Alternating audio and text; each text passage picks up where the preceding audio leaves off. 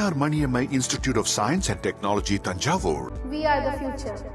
சென்னையில் நாளுக்கு நாள் அதிகரித்து வரும் வாகன நெரிசல், நீண்ட பயண நேரம் மற்றும் சுற்றுச்சூழல் மாசுபாடு போன்ற பிரச்சனைகளுக்கு தீர்வு காணும் வகையில் பஸ் ரேபிட் டிரான்சிட் சிஸ்டம் திட்டம் மீண்டும் முக்கியத்துவம் பெற்று வருகிறது.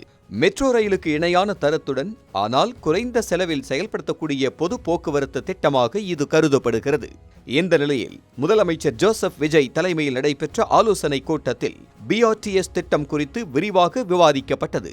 திட்டத்தை விரைவாக செயல்படுத்த தேவையான நடவடிக்கைகளை மேற்கொள்ள அதிகாரிகளுக்கு அவர் அறிவுறுத்தியதாக தகவல் வெளியாகியுள்ளது.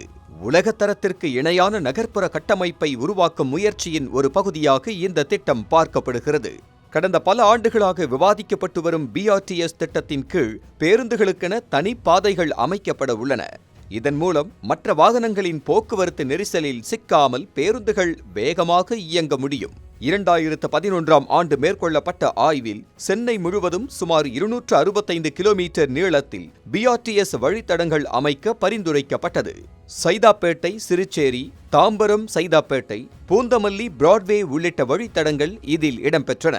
மேலும் மெட்ரோ ரயில், புறநகர் ரயில் மற்றும் மாநகர பேருந்து சேவைகளுடன் ஒருங்கிணைந்த போக்குவரத்து அமைப்பை உருவாக்குவதும் திட்டத்தின் நோக்கமாகும். பிராட்வே, பூந்தமல்லி உயர்சாலை வழித்தடம் மற்றும் கிளாம்பாக்கம், மஹிந்திரா வேர்ல்டு சிட்டி பகுதிகளில் BRTS அமைப்பதற்கான ஆய்வுகளும் நடைபெற்று வருகின்றன. இந்த திட்டம் செயல்படுத்தப்பட்டால் பொது போக்குவரத்து பயன்பாடு அதிகரித்து தனியார் வாகன பயன்பாடு குறையும்.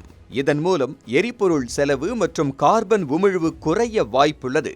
சவால்கள் இருந்தாலும் சென்னையின் போக்குவரத்து வரலாற்றில் BRTS ஒரு முக்கிய மாற்றத்தை ஏற்படுத்தும் திட்டமாக அமையும் என எதிர்பார்க்கப்படுகிறது.